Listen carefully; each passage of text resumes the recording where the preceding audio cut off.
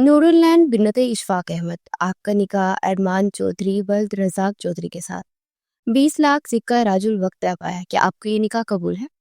گھونگھٹ میں موجود اس لڑکی نے کوئی جواب نہ دیا۔ مولوی صاحب نے الفاظ پھر دہرائے۔ پھر وہ لڑکی نہ بولی۔ نور بیٹا، مولوی صاحب کو جواب دو۔ شبانہ بیگم نے نور کے کندھے پر ہاتھ رکھے پوچھا، مگر پھر بھی وہ چپ تھی۔ اب سب کو تشویش ہوئی۔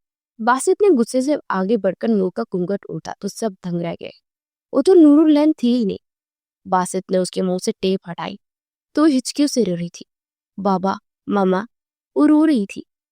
تم یہاں کیسے؟ اور نور کہاں ہے؟ باسط نے ماتھے پر بل ڈالے پوچھا۔ آپ ہی چلی گئی، مجھے یہاں بٹھا کر، میرے ہاتھ رسیوں سے بال کے، منہ پہ ٹیپ لگا کے وہ چلی گئی۔ کہاں گئی؟ باسط چلایا تھا۔ چودھریوں کی بیٹی گھر سے بھاگ گئی۔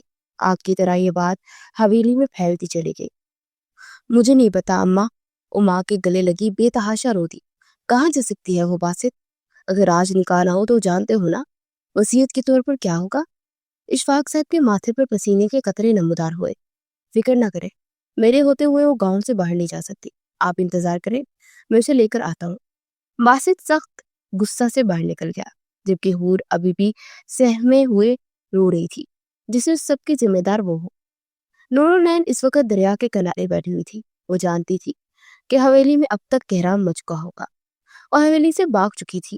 یہ بات تو اب تک حویلی کے پورے گاؤں میں پھیل چکی ہوگی۔ نور العین نے ایک ٹھنڈی آہ بڑی اور گال پر آیا ایک آنسو سختی سے رگڑا اور مسلسل وہاں بیٹھی معاف دماغ کے ساتھ دریا کے پانی میں پتھر پھینک رہی تھی۔ وہ گاؤں سے باہر نہیں گئی تھی، وہ گاؤں کے اندر ہی تھی، لیکن ایک ایسی جگہ جہاں پر کسی بھی پہنچنے کا بھی گمان نہ تھا۔ یہ دریا کے پچھلے حصے کا کنارے کا علاقہ تھا، جہاں دن کو بہت کم لوگ آتے تھے اور رات کے وقت تو اس وقت کوئی آتا ہی نہیں تھا، اور اب شام کے سائے گہرے ہونے لگے تھے۔ اسے پورے گاؤں میں تلاش کیا جانا تھا، لیکن کوئی بھی اس طرف نہیں آئے گا۔ اسے پورا یقین تھا۔ وہ جانتی تھی کہ وہ حویلی کی دیواروں کے ساتھ بغاوت کرائی ہے، اور اس بغاوت کے نتیجے میں اس کی جان ہی جائے گی۔ اس نے آسمان کی جانب دیکھا اور اپنے رب کو پکارا۔ جو دل کے ساتھ جڑے ہوتے ہیں وہ نصیبوں میں نہیں ہوتے، اور جو نصیبوں میں آتے ہیں وہ دل پر جڑے نہیں ہوتے۔ نور العین منافقت نہیں کر سکتی تھی، وہ بھی اس پاک رشتے کے ساتھ، اس لیے اس نے انتہائی قدم اٹھایا۔ وہ عین شادی کے وقت اپنی جگہ اپنی بہن کو گھونگھٹ اڑا کر بیٹھا دیا، اور وہ شور نہ کرے کہ اس کے منہ پر ٹیپ لگا دی۔ بے اختیار نور العین کو ہنسی آ گئی، اور اس کی چھوٹی بہن تھی، 2 سال چھوٹی تھی اس سے، لیکن بہت لاز نخرے سے پلی تھی اور بہت محبت بھی کرتی تھی۔ وہ اپنی جگہ اسے بٹھا کر آئی تھی۔ اس بات پر دل نے ملامت تو کی، لیکن اس عشق کا کیا جو وہ باسط چودھری سے کرتی تھی۔ باسط چودھری اس کی محبت کو پاؤں تلے رون چکا تھا، اور خود اس کا نکاح ارمان چودھری سے کروا رہا تھا۔ اسے باسط چودھری سے اس قدر صفاقے کی امید نہیں تھی۔ وہ گھٹوں میں سردی بیٹھی ہچکیاں لیتے آنکھیں موندی، دماغ میں ماضی کا ایک حصہ آگے تم کرنے لگا، جس کی بنیاد پر نور العین نے یہ قدم اٹھایا۔ باسط رک جائے، آپ ایسے نہیں جا سکتے۔ وہ ایک دم باسط کی راہ میں حائل ہوتے اس کا راستہ روکے۔ میں تمہیں آخری بار سمجھا رہا ہوں، میرے راستے میں مت آنا، جو مامو جان نے طے کیا وہی ہوگا۔ اسے قطعی انداز میں کہتا دوسری جانب سے نکلنے لگا کہ اس کے بازو تھام کے، ہرگز نہیں، میں منافقت نہیں کر سکتی باسط۔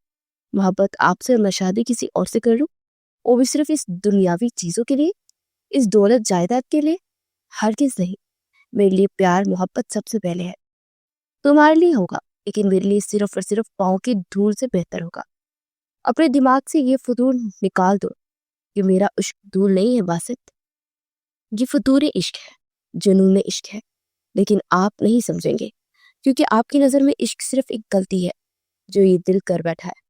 تو اپنے دل کو سمجھاؤ نور العین، جو یہ چاہ رہا ہے وہ ناممکن ہے۔ وہ پھر سے آگے بڑھا اور دل بغاوت پہ اتر آئے گا۔ اس کی آنکھوں میں جنون دیکھتے ہوئے باسط ایک پل کو ٹھہر سا گیا۔ جان سے جاؤ گی، دانت پہ دانت رکھے سخت وسیلے لہجے میں کہا، منظور ہے۔ وہ غصے سے بڑھ چکا تھا۔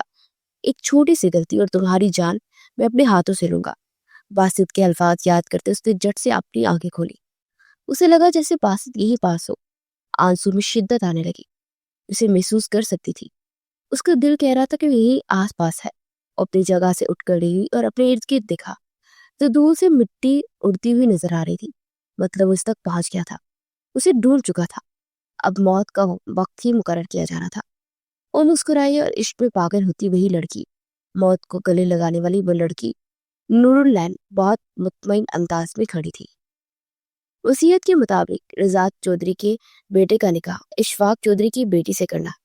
یہ کہیں پہ نہیں لکھا ہوا کہ بیٹی بڑی ہو یا چھوٹی، آپ چاہے تو اپنی چھوٹی بیٹی کو بھی میرے بیٹے کے نکاح میں دے سکتے ہیں۔ رضا چودھری نے ایک حال پیش کیا جس پر وہاں موجود سبھی لوگ سوچ بچار کرنے لگے۔ وقت گزرتا جا رہا تھا، ابھی تک نور العین کا کچھ بھی پتہ نہیں چلا تھا۔ ابھی باہمی رضامندی سے حور کا نکاح ارمان چودھری سے طے پا گیا۔ حور العین بنت اشفاق چودھری، آپ کا نکاح ارمان چودھری ولد رزاق چودھری کے ساتھ 20 لاکھ حق مہر طے کیا گیا ہے۔ آپ کو یہ نکاح قبول ہے؟ اماں جان وہ بیچاری روتی اپنی ماں کو پکارنے لگی، جن کے اسے کافی حد تک لگا کر سمجھانے کے باوجود بھی وہی حال تھا۔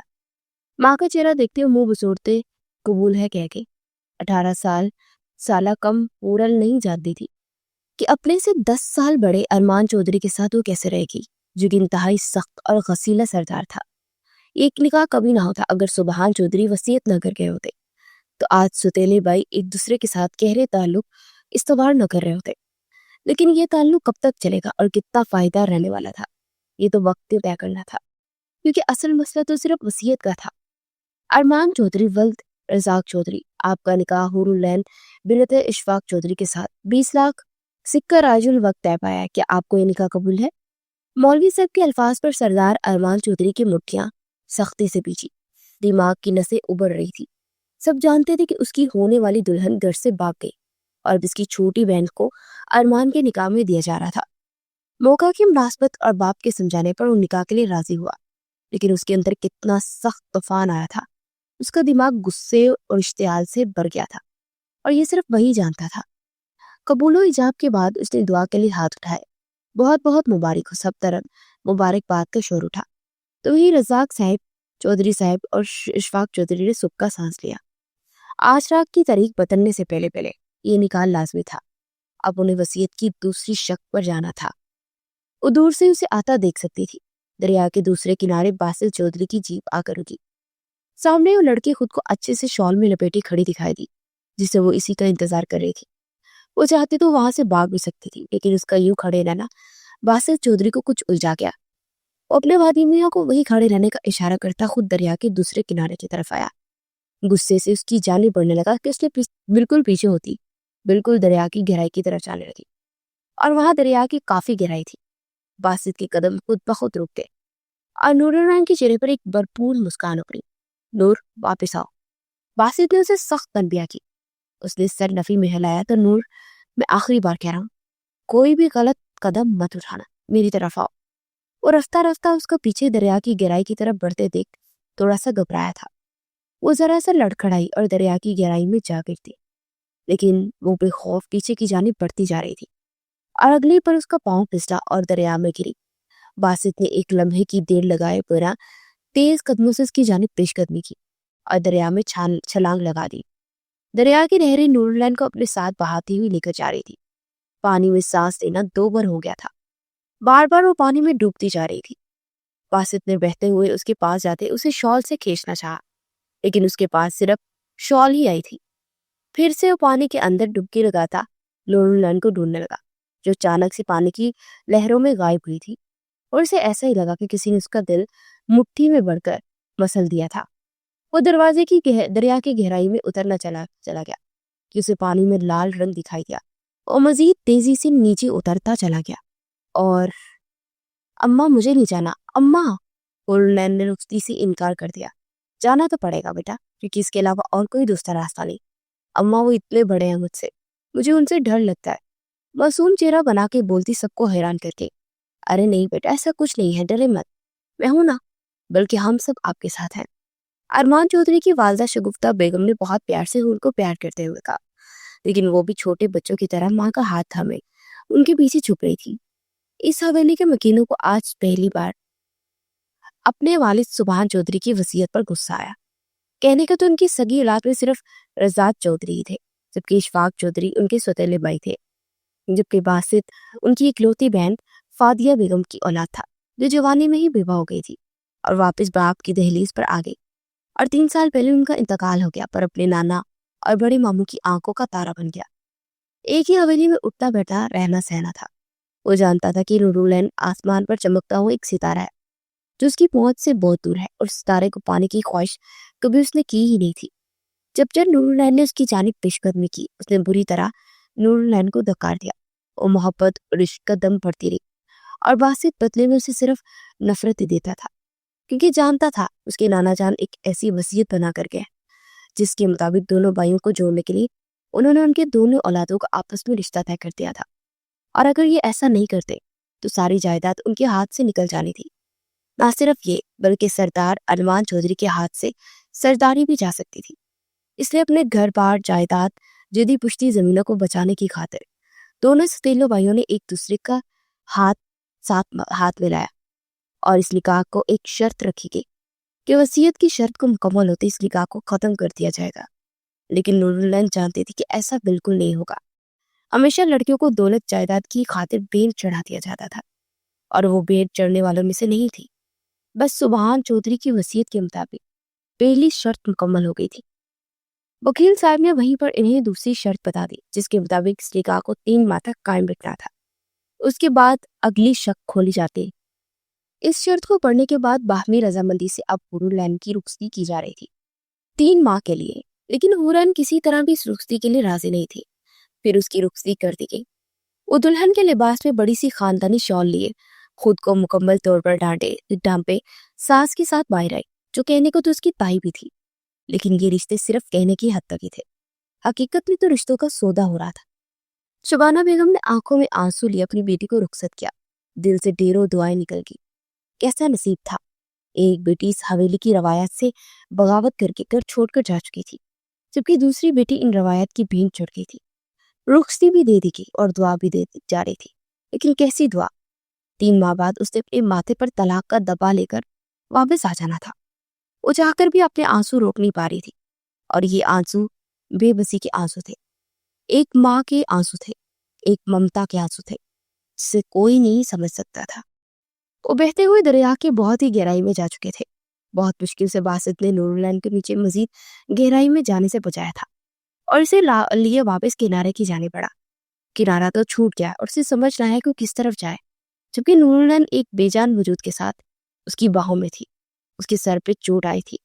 وہ تیزی سے نور کو اپنے ساتھ لگائے بہتے پانی کے ساتھ لہروں کے ساتھ آگے جاتا جا رہا تھا کہ اسے ایک طرف کنارہ نظر آیا، لیکن یہ علاقہ ان کی حدود سے باہر تھا۔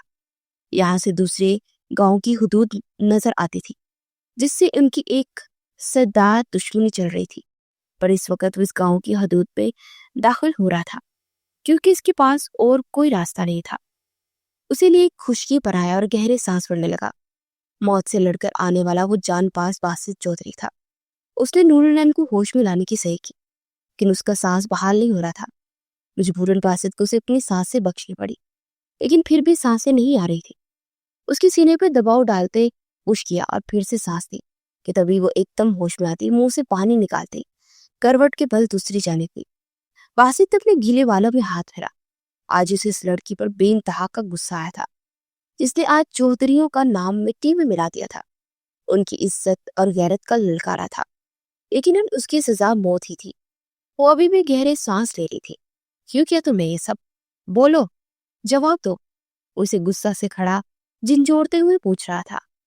اس وقت غصے کے عالم میں اسے پوچھ رہا تھا، لیکن وہ جواباً دھیمے سے مسکرائی جا رہی تھی۔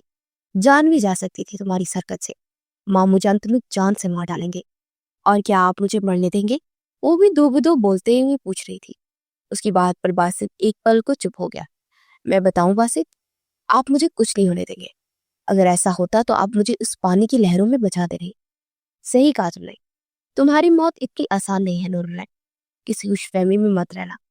تم یہاں سے سیدھا حویلی لے کر جاؤں گا، اور تمہاری سزا کا فائنل ماموں جان کریں گے۔ وہ تلخیاں ہنسا۔ اگر یہاں سے زندہ بچ کے تو؟ اس کی بات پر باسط کے ماتھے پر بل پڑے۔ تبھی اسے کسی کی قدموں کی چاپ سنائی دی۔ اس کی نگاہ نورالعین کے چہرے سے پر جا ٹھہری۔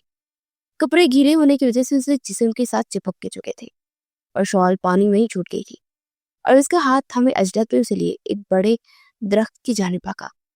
بامشکل اس کی رفتار کا ساتھ وہ دے پا رہی تھی۔ ایک درخت کے پیچھے خود کو اسے چھپاتے ہوئے چوکتا ہوتا ارد گرد دیکھنے لگا، جبکہ نور العین اسے خود سے اتنا قریب دیکھتی اس کے خوبصورت چہرے میں کھوسی گئی تھی۔ اور تبھی اسے وہاں وہ رخصت ہو کر چودھری کی لال حویلی آ چکی تھی۔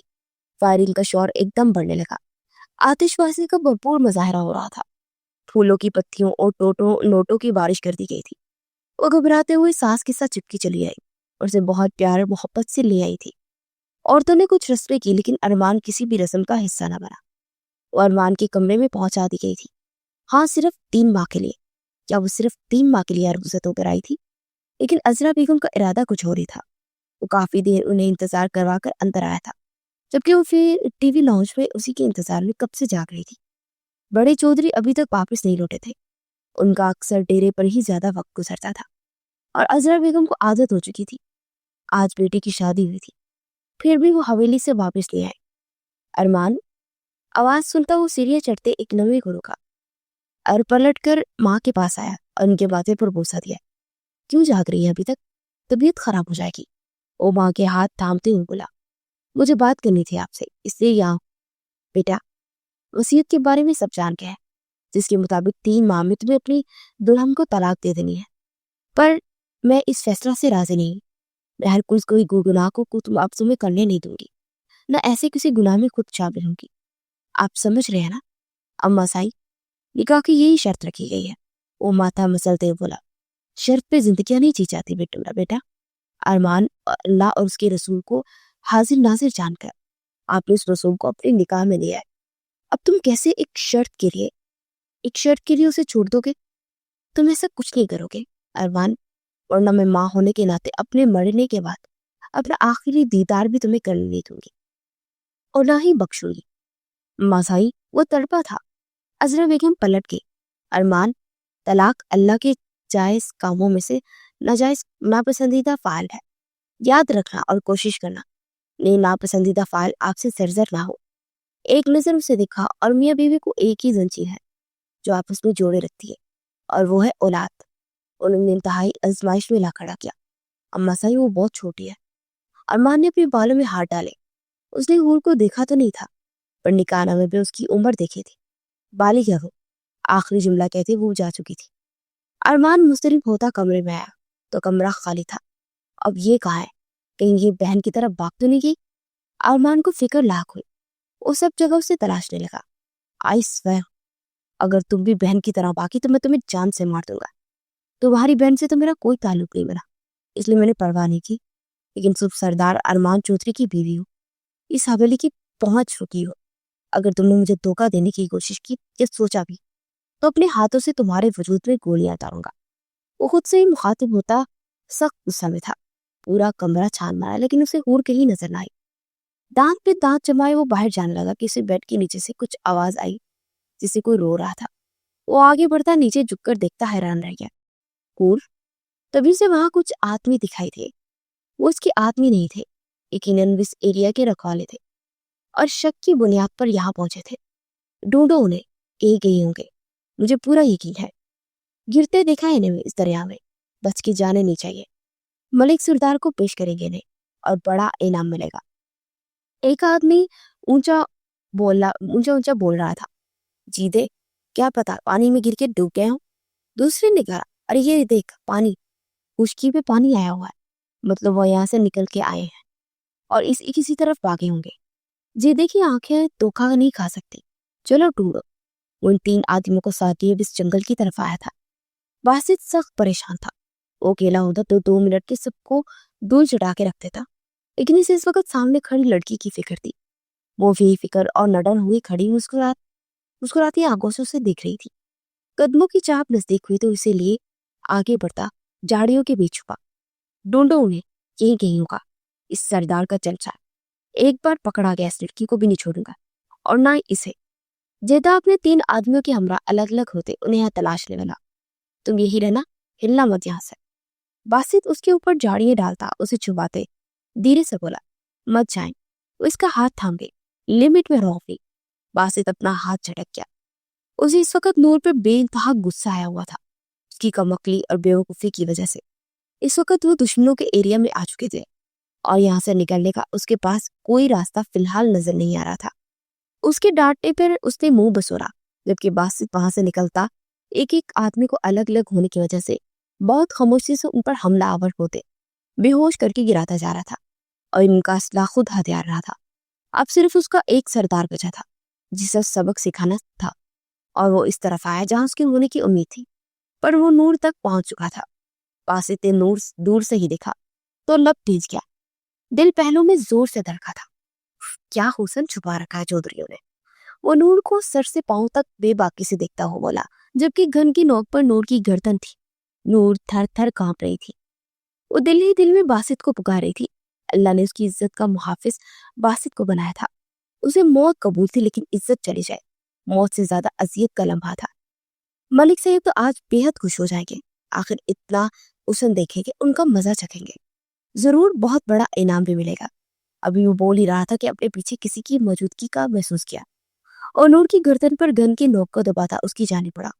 اپنے سامنے کھڑے ایک جوان مرد کو دیکھ جیدے کے چہرے پر تناؤ ابھرا۔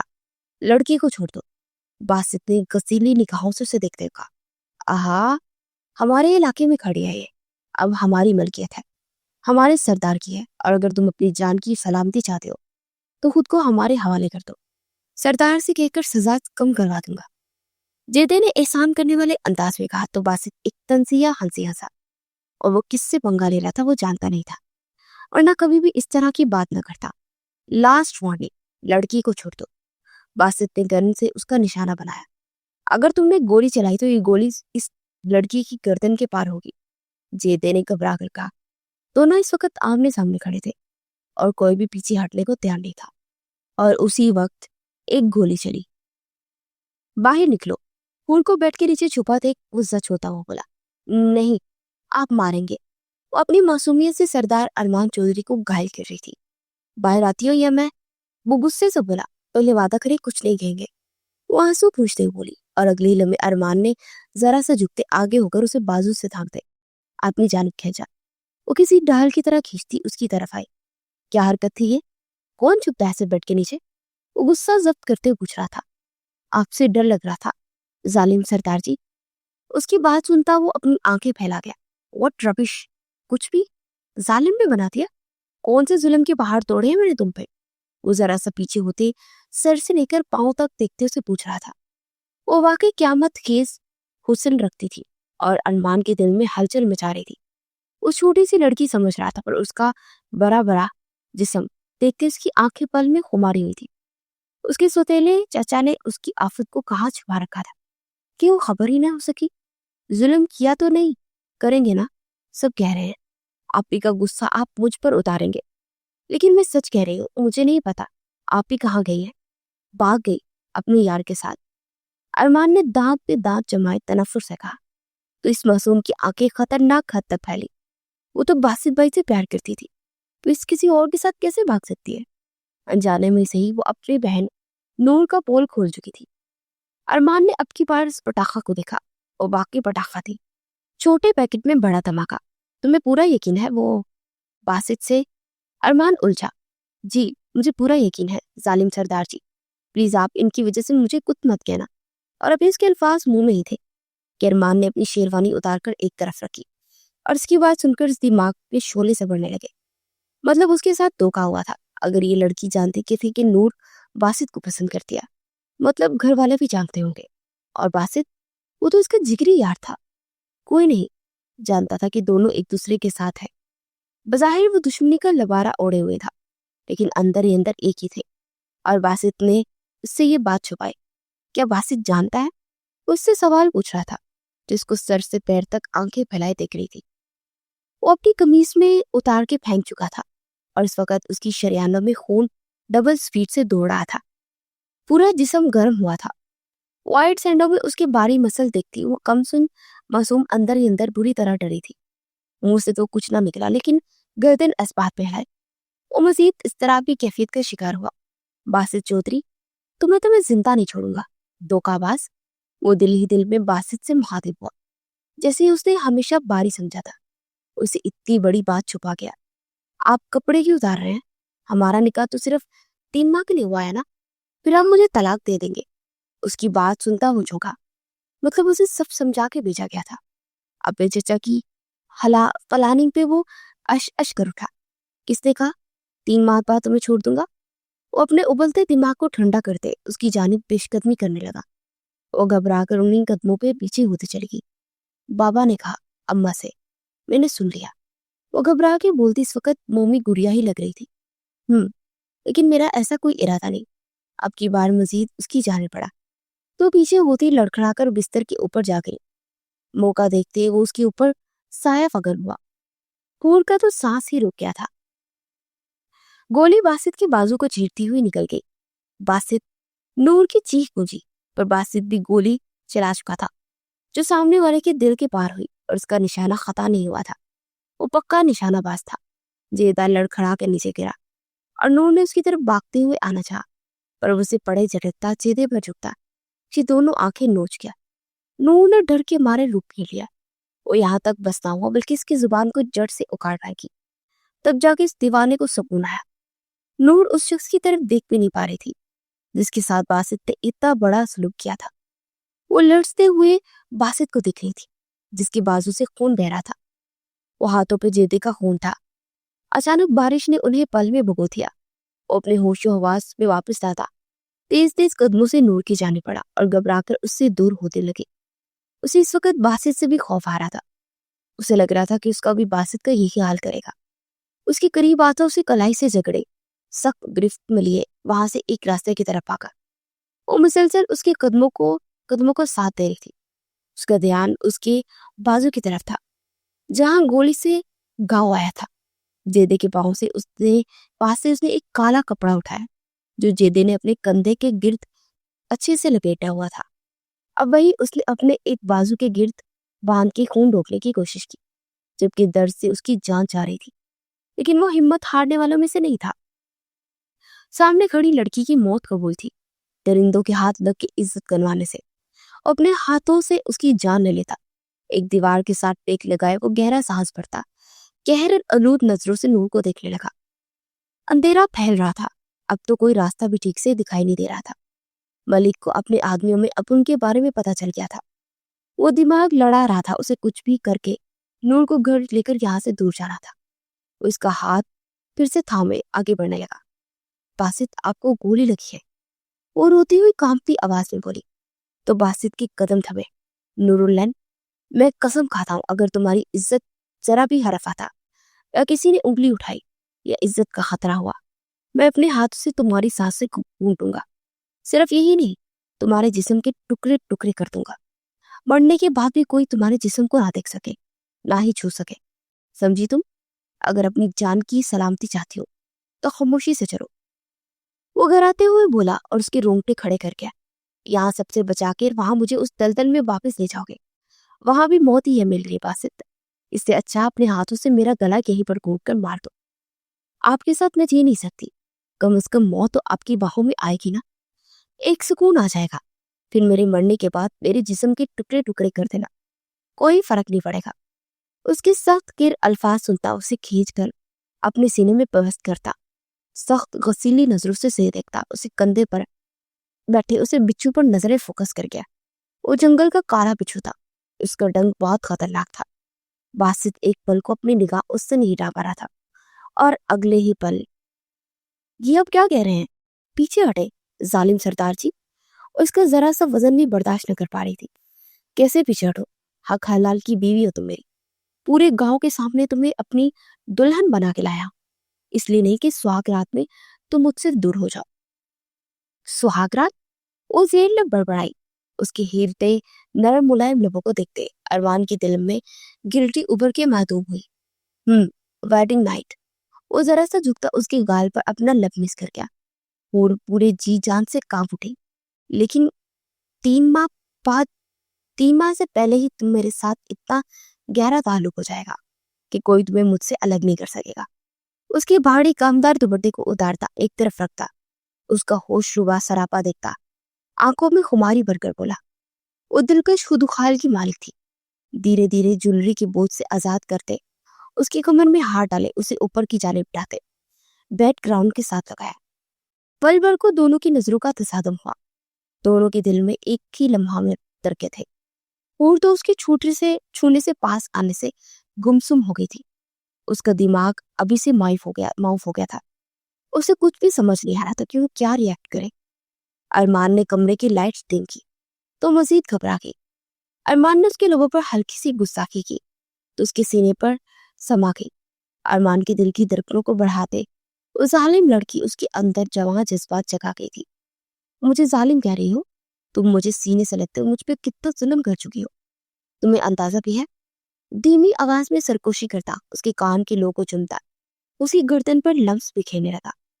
उसका नरम गरम लम्स पूर के रोंगटे खड़े कर गया था। पहलू में दिल बुरी तरह धड़के जा रहा था। पहली बार किसी मर्द का लम्स महसूस करते हुए जी जान से कांपी थी। और फिर वो रुका नहीं, उसके वजूद को मुकम्मल तौर पर अपनी रूह का हिस्सा बनाता चला गया। बासित ने उस बिच्छू को नूर के कंधे से दूर झटका और उसको मार दिया। और वो सब देखती हूँ ज्यादा और कांपने लगी। उसकी कलाई को सख्ती से दबोचे फिर से आगे की तरफ पेशकदमी करने लगा। मुसलसल भागते नूर की टांगे शल हो गई थी। प्लीज बासित, रुक जाए, अब मुझ में और हिम्मत नहीं भागने की। वो हामते हुए बोली, अच्छा, यह हवेली से भागने से पहले सोचना था ना? वो गुस्सा से दहाड़ा। बारिश अभी भी जोरों शोर से बरस रही थी। वो दोनों मुकम्मल भीगे हुए थे। बासित को कोई फर्क नहीं पड़ रहा था, पर वो नाजुक सी लड़की थर थर कांपे जा रही थी। अब तो उसके होंठ भी नीले पड़ गए थे। दूर ही उसे एक मॉडर्न हाउस दिखाई दिया। इसलिए बहुत एहतियात से वहां दरख्त के एक तरफ चढ़ते मजबूत टहनी के सहारे ऊपर चढ़ता अंदर घुस गया। पूरा मॉडर्न हाउस खाली था। नीम रोशनी में कुछ हिस्सा दिखाई दे रहा था। वो एक कमरे पर मुश्तमिल था जहां नीचे मैट्रेस बिछा हुआ और एक तरफ आतिशदान था जिस वक्त बुझा हुआ था। यकीनन कोई यहाँ रहता था जो भी यहाँ मौजूद नहीं था। उसने पलट कर देखा तो नूर अभी तक अंदर नहीं आई थी। वो बाहर निकलता उसे देखने लगा जो एक टहनी को थामे और मुश्किल उसके सहारे खड़ी थी। बासित ने सर नफी में झटका और हाथ बाहर बढ़ाकर उसे ऊपर खींचा और वो सीधा उसके सीने से आ लगी। बासित ने झटके से उसे पीछे किया और आतिशदान के पास जाकर उसे सुलगाने लगा। कुछ देर में ही आतिशदान चलाता हुआ वापस पलटा तो दूर बैठी लड़स रही थी। आतिशदान के पास आ जाओ, उसे कहता हुआ अपनी शर्ट को उतार गया। नूर उसकी कसरती बॉडी से नजरें चुराती आतिशदान के पास जा बैठी, पर वो मुसलसल लड़स रही थी।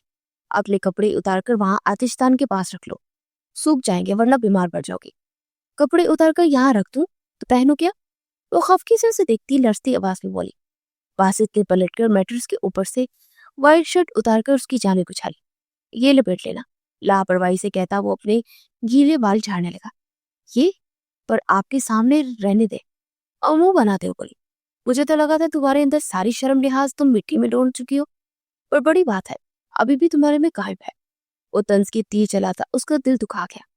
आपको लगता है कि मैं एक बेगैरत लड़की हूँ कि जो घर से भाग गई और अब किसी के सामने भी खुद को आया कर सकती हूँ? तो ठीक है, आपकी सोच को सच साबित कर देती हो। वो आंसू जब्त करती अपनी फ्रॉक की जिप नीचे करके। बासित के निचला लब दांतों तले दबाया। इंतहाई बदतमीज लड़की हो तो। वो फौरन रुक फिर गया जबकि नूर के लबों को मुस्कान ने छुआ। वो जानती थी कि उसकी पसंद उसका इश्क गलत नहीं हो सकता। वो कपड़े चेंज करती अब वही सफेद बेडशीट को खुद पे अच्छी से लपेटे आतिशदान के साथ बैठ चुकी थी। बासित अपनी गर्मी गोलियां जग कर रहा था। वो यहाँ पर महफूज नहीं थी, ये वो जानता था। मुल्क के आदमी यहाँ किसी भी वक्त पहुंच जाएंगे।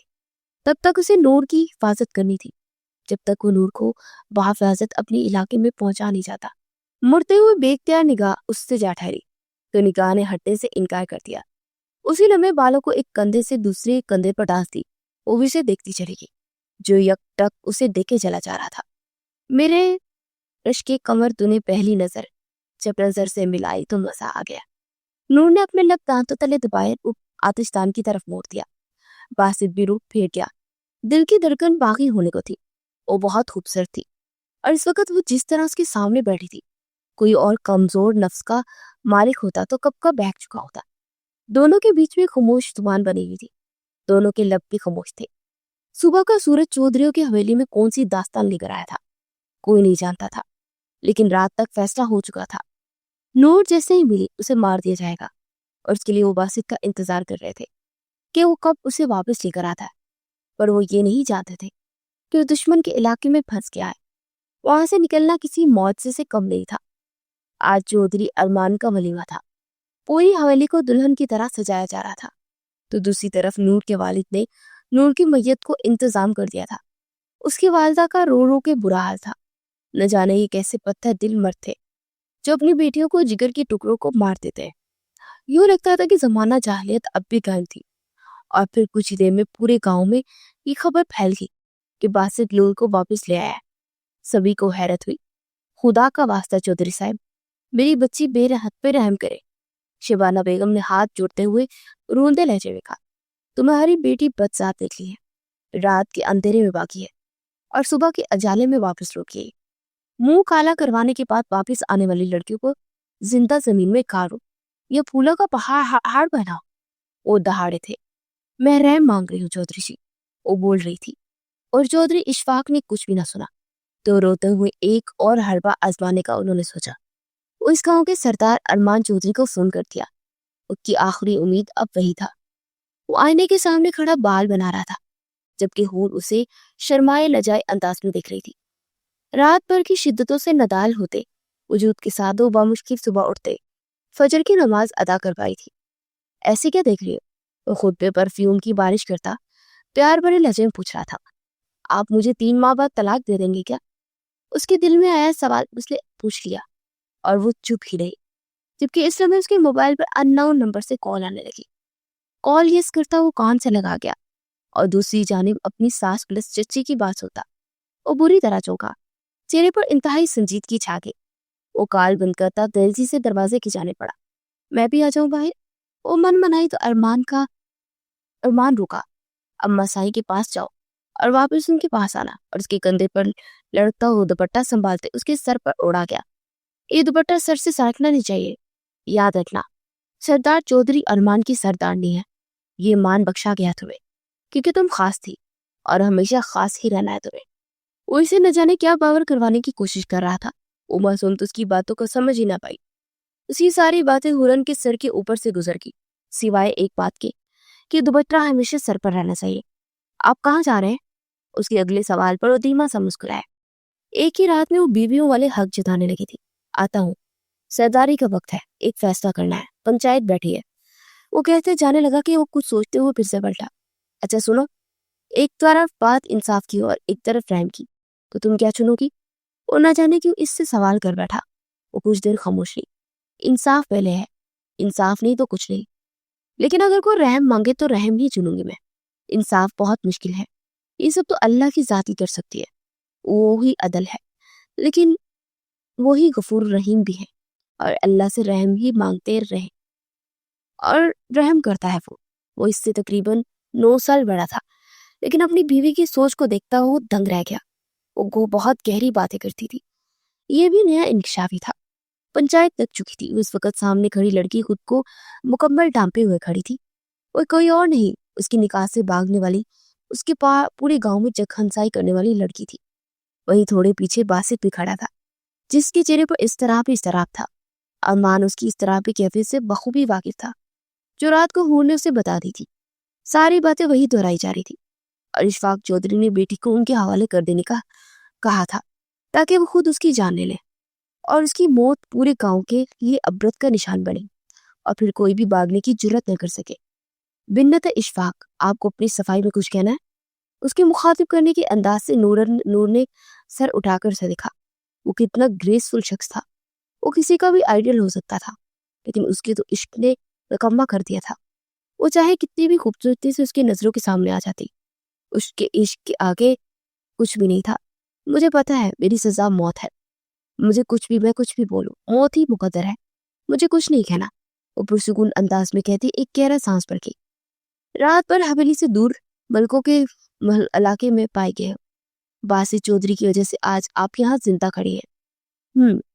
وہ بھی اسی لیے کہ مجھے موت آئے تو مجھے بھی اسی نامحرم کی نظر نہ اٹھے۔ وہ بھی یہی چاہتے ہیں میرا باپ مجھے اپنے ہاتھوں سے گلا گھونٹ کے مار ڈالے۔ اب کی بار نور کا لہجہ رول کیا، باغی کیوں؟ دانت پہ دانت جمائے سوال ہوا۔ پوری پنچایت میں سناٹا چھا گیا۔ عشق کے لیے جذب کے عالم میں بولتی باسط کو بری طرح بوکھلانے پر مجبور کر گئی، پھر اس کے ساتھ باغی۔ اگلا سوال مزید چپتا ہو بولا، یک طرفہ عشق تھا سردار، رسوائی کی چادر میں لپٹی ہوئی वो सर्द लहजे में बोली, क्यों धोखा दे गया वो? अब की बार निगाहें बासित पर थी। उसने नजरों का रुख फेर दिया। किस्मत धोखा दे गई, ये शायद मैंने किस्मत से लड़ना चाहा, हार मान की। वो सर झुकाए बोली, नाम बताओ उसका। अब की बार सबकी नजर नूर पे जा ठहरी। आपको क्या लगता है मैं नाम बताऊंगी? महबूब के लिए जान दी जाती है, उसका नाम लेकर बदनाम नहीं किया जाता। जानती हूँ संसारी भी मिल सकती है। अरमान की बात से वो लब भीज गई, जबकि बासित का जी चाहा कि वो अरमान को मार डाले। मैंने कोई जन नहीं किया, डर से बागी हूँ। मौत की सजा दे, सर कलम कर दे, उफ तक नहीं करूंगी। वो अब की बार सख्त लहजे में बोली थी। कोड़े पड़ेंगे और इसके बाद आपको आपके बाप के हवाले कर दिया जाएगा। वो जो चाहे आपको सजा दे सकते हैं, आप उनकी कसूरवार हैं। इनको 20 कोड़े मारे जाए। अरमान ने एक सख्त नजर उस पर डाली और हुक्म सादिर किया। पहली बार अरमान चौधरी ने ऐसा फैसला सुनाया था जिस पर सभी हैरान थे कि ये किस किस्म की सजा है, लेकिन कोई भी चौधरी अरमान के दिमाग तक नहीं पहुंच पा रहा था, सिवाय एक शख्स बासित के, जो से सारे फसाद की जड़ था। वो कैसे मलकों के हवेली से नूर को लेकर वापिस आया था अपने इलाके में, अरमान सब जानता था। उसने इनके पल पल की खबर रखी थी और बाहिफाजत निकालने के पीछे भी अरमान चौधरी था, वरना मलकों के इलाके से जिंदा वापिस आना उनके लिए इतना आसान नहीं था। बासित की खामोशी अरमान चौधरी को गुस्सा दिला रही थी। अगर नूर की मोहब्बत को अपना लेता तो क्या नूर बच नहीं सकती थी? फैसला उनके हक में सुनाना था। बासित उसके लिए कोई स्टैंड नहीं ले रहा था, जिसकी वजह से उनसे सख्त फैसला लिया, जबकि चौधरी अरमान का अपना दिल इस बात पर राजी नहीं था कि वो कभी भी लड़की जात पर कोड़े बरसाने की इजाजत नहीं देने वाला था। आज पहली बार कोड़े बरसाने का हुक्म सादिर कर लिया। पूरे मैदान में नूर को लाया गया। वो ब्लैक शॉल में लिपटी, चेहरा ढांपे, आंखें मीच गई। वो हर तरह की सजा के लिए खुद को तैयार कर चुकी थी। एक बड़े कद वाला खूनख्वार किस्म का शख्स आगे बढ़ा और उसके हाथ पे हंटर था। अरमान अपने दिल बड़ा किए वहां खड़ा था। वो आज बासित की हर हद आजमा रहा था, जो दिल पर पत्थर रखे बिना बल्कि झुकाए मंजर देख रहा था। उस शख्स ने पहला हंटर मारने के लिए हाथ उठाया। इससे पहले कि नूर के जिस्म के पास जाता, बासित ने फौरन आगे बढ़ते अपनी कमर पे खाया। और अरमान ने शुक्र का कलमा पढ़ा। वहां सभी लोगों ने हैरानी से ये मंजर देखा। चौधरी इशफाक में हैरान थे, ना सिर्फ बासित को देख रहे थे। मैं नूर से निकाह करना चाहता। अचानक उसके मुंह से अल्फाज निकले। अरमान ने उसे घूरा। वो अभी भी ये इजहार नहीं कर रहा था कि वो वही शख्स है जिससे नूर मोहब्बत करती है। तुम कैसे नूर से निकाह कर सकते हो? वो एक बागी हुई लड़की है, न जाने कहाँ अपना मुंह काला किया है। अपने बाप की बेटी हो के लिए अपने गंदे अल्फाज इस्तेमाल कर रहे थे। अरमान की मुट्ठियां सख्ती से भींची। उनकी इस सोच को वजह से अरमान के खानदान और इसके खानदान की आपस में कभी नहीं बनी थी। बासित, तुम एक बाकी हुई लड़की के साथ इसकी पाकदामनी का मैं गवाह हूँ। रात पर ये मेरे साथ थी, बाहिफाजत यहाँ लाया हूँ और अब कोई भी इसकी किरदार पर उंगली नहीं उठाएगा। वो सख्ती से बोला, फिर तो मुझे लगता है कि तुम वही हो जिसके पीछे इसने हवेली छोड़ी और भाग गई। चौधरी इशफाक ने तनफुर से कहा। जहर में बिछे उनके तीर अरमान को सख्त झुलसा रहे थे। अगर बासित बिनत इशफाक से निकाह करना चाहे तो किसी को कोई इतराज नहीं होना चाहिए। वो एक जायज और शरई तरीके से रिश्ता मांग रहा है। आप भी बाइज्जत तरीके से बेटी का निकाह पढ़वा कर रुखसत करें। मुझे ये फैसला किसी सूरत मंजूर नहीं। इशफाक साहब ने गुस्से से कहा, लेकिन ये फैसला सरदार अरमान चौधरी ने किया है और कोई भी मेरे फैसले के खिलाफ नहीं जाएगा। अरमान ने भी सख्ती से जवाब दिया, जिसके बाद इशफाक साहब चौधरी पेचताप खाते रह गए। और फिर कुछ देर बाद ही अरमान ने खुद इशफाक चौधरी की हवेली में जाकर बासित और नूर लैन का निकाह पढ़वा दिया।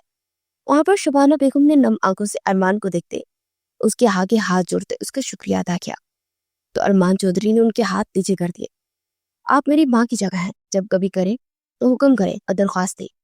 उन्हें बहुत मान देखा था, वो मान जो इन्हें इनके शोहर से चाहिए था, उन्हें दामाद से मिला। मुझे बासित और उनकी बीवी की पूरी सिक्योरिटी चाहिए। अगर उन दोनों में से एक को भी कुछ हुआ तो याद रखना कि इस सरदार से जालिम आप लोगों को किसी को नहीं पाओगे। वो स्पेशली चौधरी इशफाक को वार्न करता वहां से निकला, जबकि बासित और नूरैन वहीं चौधरी इशफाक को देखते जा रहे थे। उनके फैसले का इंतजार कर रहे थे कि आया अपनी फैमिली में हवेली में रहने देंगे या नहीं, और ना बासित नूरुल्लान को वहां से ले जाता। चौधरी इशफाक बिना कुछ कहे अपने कमरे की जाने पड़ गए। उनका खामोश होकर जाना बासित को बुरी तरह चौंका गया और नूरुल्लान की जाने देखते हुए निगाह फेर ली। माँ से आगे बढ़कर माफी मांगते उनके पाँव में गिर गई तो उनका दिल पसीज गया और वो बेटी को गले लगा गई। वलीमे की तकरीब के बाद वो इस्तराब में थी। इसके घर वाले वलीमा में शामिल नहीं हुए थे और इस तक भी नूर तक वापस की खबर नहीं आई थी। आप आपी को मार आए हैं? वो जैसे ही कमरे में दाखिल हुआ, हूर उसकी जानिब देखते हुए आई। तुम्हें किसने कहा? उसके सवाल पर हैरान होते हुए पूछने लगा। प्लीज सरदार जी सच बताएं, क्या किया है आपने आपी के साथ? वो रो रही थी। आप उसे समझ आए कि सुबह अरमान ने उसे इंसाफ और रहम का क्यों पूछा था। वो इंसाफ कराया था और उसकी आपी को सजा दिया था। हूर, जिसने भी तुमसे ये खबर पहुंचाई है आध अधूरी पहुंचाई है। अरमान ने से अपने पास बिठाते सारी इस बात बताई और उसका चेहरा देखा। वो रो रही थी। अब सच कह रहे हैं, आपने बासित भाई और नूर आपी का निकाह कर दिया? वो हैरानी से पूछ रही थी। सरदार झूठ नहीं बोलता। सरदार ने अब की बार आंखों में शरारत लिए बोला था, लेकिन लहजा संजीदा था। आप बहुत अच्छे हैं। वो भीगकर उसके बाजू के साथ लिपट कर बोली, सोच लो, ये सरदार जब अपनी शिद्दतें बरसाएगा तब भी अच्छा ही रहना चाहिए। वो मायनी खिजी से बोला तो ब्लश करने लगी। नूर रूम में आई तो वो आईने में देखते अपनी कमर के हंटर वाले जख्म पर मुश्किल मरहम लगा रहा था, क्योंकि बाजी पर भी बैंडेज थी जहां गोली ने उसे जख्म किया था। उसका जख्म देखते नूर की आंखों में आंसू भर रहे। आगे होकर उसके जख्म पर मरहम लगाते कुछ लगाने की कोशिश की। बासी ने उसको इस अमल से रोका नहीं था। खामोशी से वो मरहम से लगवाने लगा। अगले लम्हे उसकी कमर के जख्म पर लब रखते सिसक उठी। क्या कर रही हो? जरासीम होते हैं। वो पलटते उसे डपट के बोला, क्यों आए आप यहाँ? मर जाने देते। आपकी ये जिद मुझे नहीं सहनी जा रही बासित। वो बलक बलक के रोती। बासित को पहली बार उसका यूं रोना बहुत बुरा लगा। वो उसकी गालों से आंसू पूंछता उसे बहुत अपना अपना सा लगा। कैसे कुछ होने देता तुम्हें? मेरे होते तुम्हें कुछ हो जाए, मेरे जिंदा होने का क्या वादा फिर? उतलकी से कहता अपनी शर्ट पहनते हुए बटन बंद करने लगा। तो नूर ने उसके हाथों से अपने हाथ रख दिए और उसके हाथ थम गए। दोनों की नजरें पल पर को मिली। नूर की आंखों में जलते मोहब्बत के दीप देखता वो नजरें चुरा गया और रुक गया। नूर के दिल में ठेस सी उठी। वो अब भी उससे मोहब्बत नहीं करता था, मतलब जान बचाने की खातिर उससे निकाह किया था और वो पागल समझी कि उसे मोहब्बत का एहसास हो जागा था। वो भी रूप पलट गई। आई एम सॉरी, मेरी वजह से आपको इतना कुछ सहना पड़ा। और सर झुकाए कहती सोफे की जानिब बढ़ गई। आंखों में आंसू थे लेकिन लोगों पर मुस्कान थी। अपनी जीत के पीछे छुपी हार पे और बासित को पल पर में खाली हाथ रह गई थी। और बिस्तर पर सो जाओ। नूर, नहीं, यह आपका कमरा है और मुझे किसी को तकलीफ देना अच्छा नहीं लगता। आपकी कमर पर जख्म है, आप आराम कर लीजिए। किसी भी चीज की जरूरत हो तो बता दीजिएगा। और कुशन सीधा करके लेटती बोली, वहां तुम्हारी जरूरत है, पास आओ। उसकी बात पर वो चौंकती हुई उसे देखने लगी। लाइट्स ऑफ करके आना, मुझे रोशनी में नींद नहीं आती। वो आंखें मूंदे धीरे से बोला, आपको मेरी जरूरत क्यों होने लगी है? उठकर बैठती हुई बोली, जबकि दिल की स्पीड बढ़ती जा रही थी। एक शौहर को बीवी की जरूरत रात के वक्त क्यों होती है? उसकी जानिब गहरी नजरों से देखता गंभीर लहजे में बोला था। उसकी वाज़ेह बात पर नूर की पलकें लर्ज गई। प्लीज सो जाए, मुझे जबरदस्ती मुसल्लित होना पसंद नहीं है। वो नजरें चुराती लाइट्स ऑफ करते वापस अंदाज में सोफे पर जाने लगी कि रास्ते में ही बासित के उसकी कलाई थामे उसे अपनी जानिब खींचा। वो सीधा उसके सीने से आन गिरी। बासित उस सख्त हैरान हुई, जब इश्क करती हो तो घबरा क्यों रही हो? तुम्हारे इस इश्क का बासित चौधरी कायल हो गया है। वो इसके बालों में मुंह छुपाता हुआ बारी आवाज में बोला, आपकी कमर पे जख्म है। आते अपनी शर्ट के बटन खोलते उसके दिल लर्ज उठा था। खिड़की से आती पूरे चांद की रोशनी मैं उसे मुकम्मल तौर पर देख पा रही थी,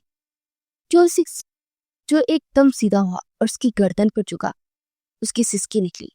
धीरे धीरे उस पर अपने जज्बे अश्कार हुए। उसे मदहोश कर गया। अचानक महबूब की कुर्बत मिल जाना। महबूब कहीं कुछ से पागल ना हो जाए। धीरे धीरे रात गुजरती जा रही थी। बासित की शिद्दतों में भी इजाफा होता चला गया। 3 माह बाद जहां दोनों खानदान में बासित और नूर के रिश्ते को अपना लिया था, वहीं आज नूर और अरमान के रिश्ते को भी खलासा होना था। जबकि वो रोई जा रही थी, उसके हाथ में अपनी रिपोर्ट थी जो वो आज नूर के साथ शहर जाते हुए डॉक्टर से चेकअप करवाते ले आई थी। उसकी नूर 2 वीक की प्रेग्नेंट थी और उसे पता भी न चला। सारे वो नासमझी से उसे देखते हुए बोले थे, कसम से ये बात मैं अपने शौहर को देखे बगैर बता रही हूँ। अभी वो आए भी नहीं है। उन सोचों में डूबी वो अरमान अंदर दाखिल हुआ। उसे झट से रिपोर्ट्स अपने पीछे छुपा ली। ये क्या है हूर? वो देख चुका था। कुछ नहीं सरदार जी, सब झूठ है। उसे खुद पे जब्त करते हुए कहा। झूठ? मतलब? उसके पास आता उसके हाथ पे वो रिपोर्ट्स ले गया। नहीं, ये झूठ, मैं प्रेग्नेंट नहीं। वो रो रही थी। क्या पागल हो गई हो? रिपोर्ट में साफ लिखा तुम पापा मम्मा, हम पापा मम्मा बनने वाले हैं, और तुम इनकार कर रही हो। वो खपकी और खुशी की मिले जुले तासुरात से कहता मुस्कुराया। ये तो आप मुझे तलाक दे देंगे ना, वसीयत के मुताबिक? वो मनमनाई, जबकि वो बिल्कुल चुप हो गया। प्लीज तलाक मत देगा, वरना मैं अकेली बच्चा कैसे संभालूंगी? उसे तो आपकी भी जरूरत होगी ना। प्लीज बच्चे की खातिर आपको बाबा को समझाए ना, कोई वसीयत ना खोले। मैं कैसे रहूंगी आपके बिना? वो रोई चली जा रही थी। एक मौसम सा इजहार अरमान को अंदर तक सरशार कर गया। कोई वसीयत नहीं है, वो सब एक ड्रामा था। दादा जान की ख्वाहिश थी कि हमारे वालिदैन अपने बच्चों का रिश्ता एक दूसरे से कर ले। इसी वजह से बाबा ने और मैंने ये वसीयत का खेल खेला। वरना चाचा जान, मतलब आपने धोखा से? जी, कोई धोखा नहीं। बीवी हो मेरी, मेरे होने वाले बच्चे की माँ। कभी भूल के भी जज्बा जुदाई का मत सोचना। उसे अपनी बाहों की हल्के में लेता उसकी कमर के गिर्द हिसार बांध गया, और वो उसकी लम्स पर खिलखिला कर हंस पड़ी।